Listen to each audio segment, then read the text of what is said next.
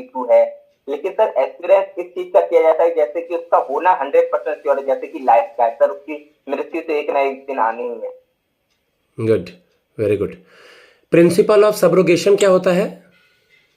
Sir principle of subrogation में ये होता है कि अगर किसी प्रकार का पॉलिसी कवर आपको दिया गया है, और अगर उस प्रकार का इंसिडेंट हो जाता है और आपको वो कवर प्रोवाइड कर दिया जाता है, तो जो भी स्क्रैप बचता है तो वो इंश्योरेंस कंपनी लायबल होती है उसे अपने पोजीशन में लेके अपने लॉस को मिनिमाइज करने। ओके। और कहा जाता है प्रिंसिपल ऑफ लॉस मिनिमाइजेशन, ये क्या होता है? Sir principle of loss minimisation में बेसिकली ये देखा जाता है कि अगर आपने किसी प्रकार का पॉलिसी लिया है तो आपको ये नहीं कि अगर किसी प्रकार का लॉस हो रहा है तो आप देखेंगे उसे, आप अपने तरफ से ट्राई करेंगे कि जितना से जितना उससे उसे रिड्यूस करें। जैसे कि किसी में आग लगाए तो हम ये नहीं देखेंगे उसे पूरी आग लगने का वेट करेंगे, हम ये चाहेंगे कि उसे बुझाएं। अगर चोरी हो रहा है तो ये नहीं कि हम छोड़ दें उसे चोरी होते हुए, और उसे रोकने की कोशिश करें। Very good. अभी आपने सुना होगा कि बहुत सारे प्राइवेट प्लेयर्स भी हैं, इंश्योरेंस सेक्टर में हैं, उसके बाद गवर्नमेंट सेक्टर में OICL है, NISCL, LIC।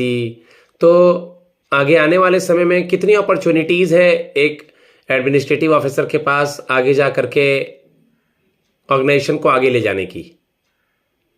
सर कंपटीशन तो हर फील्ड में हर क्षेत्र में बढ़ता है, तो ऐसा नहीं है कि स्किल भी उस प्रकार ही बढ़ता जाता है और सुविधाएं भी उपलब्ध होती हैं। तो अगर मुझे अपॉर्चुनिटी मिलती है तो मैं चाहूंगा कि लोगों से बातचीत करूं, नई नई अगर मेरे पास टेक्निकल नॉलेज है तो उस टेक्निकल नॉलेज का यूटिलाइज करूं, किसी प्रकार का जो फैसिलिटी ऑर्गेनाइजेशन को उसका अपनी तरफ से प्रोवाइड करूं, और किसी और सीनियर के पास कोई है तो उनसे मैं वो चीजों को सीखने की कोशिश करूं और उसे लोगों तक पहुंचाऊं। अच्छा, एक टर्म है इसी में, कोपे क्लॉज, क्या होता है ये?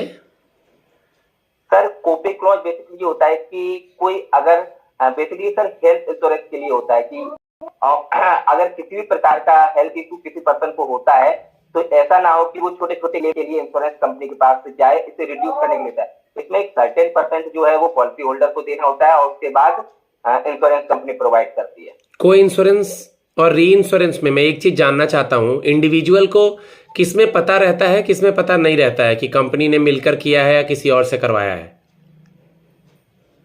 सर कोई इंश्योरेंस का तो कोई इंश्योरेंस में तो सर पहले ही डिफाइन रहता है कि किया है कि नहीं है, लेकिन मेरे ख्याल से मुझे लगता है कि सर जहां तक मुझे पता है री इंश्योरेंस में शायद कंपनी को नहीं पता होता है, क्योंकि इसमें कुछ कंपनी नहीं, इंडिविजुअल को नहीं पता, कंपनी को तो पता रहता है सर। देखिए, कोई इंश्योरेंस में दो कंपनियां मिलकर के कर रही है ये इंडिविजुअल को पता होता है, बट री इंश्योरेंस में उनकी पॉलिसी को रिस्क मिनिमाइज करने के लिए आगे किसी कंपनी से इंश्योरेंस किया है वो पता नहीं होता है।